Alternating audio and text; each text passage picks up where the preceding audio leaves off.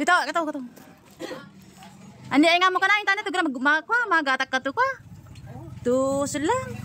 Kuna kumusta ka na, di ba? Gabi ngori nanufong ni kamo. To lube ka ta balendo nga na. Nanuli ka pala to sa sentro mo. Ang gaganda pa rin doon punda. Itanga to pa. Nande, galing doon punda. Ameng kaya pagurayang anak mo. Oo. Kaya mo na pa bulong mo. Oo, ito mana mo na nila. Ta baka maaksidente. Ta maski kunwari anak mo, ididu mo. Doon ka kula pa na ako. Namubuyari taday. Oo, nandila. Yari dahilan na tatumenya panawang nga na yung anak mo. Uwangan. Tayari taday na sila. Yari to, bulong mo ya. May nakaya mag-stay ta baleno. Uwang. Kaya na yung magadyan ta sentro mo. Makalala ka, gamay tamba, nila, nangamliwagi may tatungin garaw laban. Sabi niya, may kasi may kapansanan yung kanyang anak sa diferensya sa pag-iisip. Nangyari na daw sa isang niyang anak na aksidente. Isa na lang ba yung anak mo na? Tatade dala na mo? Wow. Kaya yala tatade? Hindi ba bagitolay? Gapatade ta bagitolay. So naka-focus ka lang, buteta diferensya aga? So sa ganun, gusto man daw niya sana magtrabaho.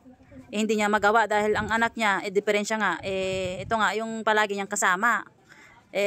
Mag-isa daw minsan sa pumupunta, no? Kaya sinasamahan mo palagi.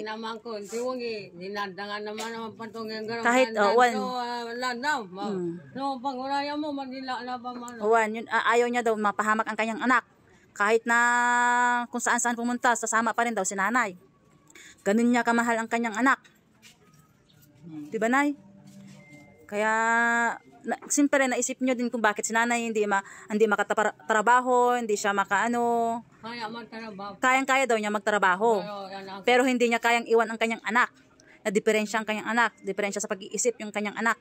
Yung palagi nyo nakikita sa Centro Mall.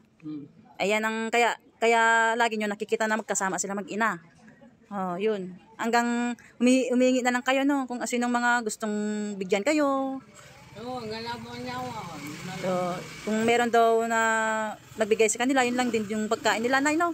Yun lang din yung pera nyo, lapan, no? Gata ko, may gato ba nga? Tapos ito yung ano ni nanay, minsan nagsusulala, no, Nay? Kita mo? Oo, minsan nagsusulala pa si nanay. Ba't mo iniwan anak mo? Baka tatakbo yun. Wala. Sinabihan mo siya. Makas na nanay, yari balo, dahilan na. Natatu ko, may na magalit, na. Tinulungan na ito noon ng mga vloggers. Pinauwi kayo, no? Hinatid kayo, Nay, no? Kaya lang, yung anak niya, umalis la pag-usa. Kaya sinundan niya lapa yung anak niya. Ayaw niyang mangyari na ma-aksidente yung anak niya. Kaya palagi niya sinasama ng kanyang anak. Ay, ganun.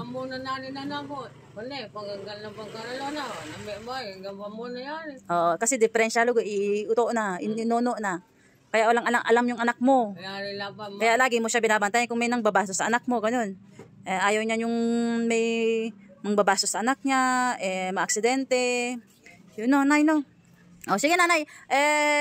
Ano lang kita, Nay, para kinukumusta ko yung kalagayan mo at bakit ka palagi nasa nakikita ko dyan sa may gulayan, dumadaan. Naisip ko nga minsan nga, kausapin ko nga ito si nanay. Sabi ko nga, malay mo, Nay, marinig ka ng mga fans. Ngayon, alam na nila kung bakit palagi mong kasama ang anak mo. Patango tango mo lang ba yung anak mo ko na? Tama na pa, Nay, kasi tama kasi ikaw ang nanay, hindi mo pwedeng ipaalaga sa kapatid mo, kamag-anak mo, Nay. May ka na kang makasweldo para ipaalaga mo sa kapatid mo sana. Kaya lang ayaw ng kapatid mo dahil natatakot ng kapatid mo baka biglang mamatay sa aksidente o saan man mapadpad ang anak mo na kadahilanan na pa yung pag-away nyo. Kung sakali na mangyari yun, baka isisi mo nga naman, Nay. Tama nga naman, Nay. Ikaw wala pa mag-alaga. Ikaw wala pa, tana mo ko na. Banggang yana na mo ko na. Nadila na loob ng kaluwa. Sino yung pumanan na nga mo, Nay? Josie. Ha? Ano eh? Tentua ko? Kakana ka ko. Gano'n, naman ako. Ay, kakana ka mo din, Ira? Hindi, wala. Kakana ka ko. Oo, Nay. Sige, naintindihan. Hina kita. One. Ano, may katama na ako. Diyan na, na mister mo. Namtay. Natay? Oh, kakapita na. Namatay daw ang kanyang asawa. Kakapita lo, bulong ka mo. Kanta na sila mana sana amantan kunda. Kasi na-aksidente na yung anak niya na aksidente sa ano, kaya ayaw na niyang mangyari dun sa isa niyang anak. Sige nanay, mababay ka na. Mabalaman na, so i-fans mo to Maya Manufung ni Konay ha. Nandyan lang naman sila sa Centro Mall.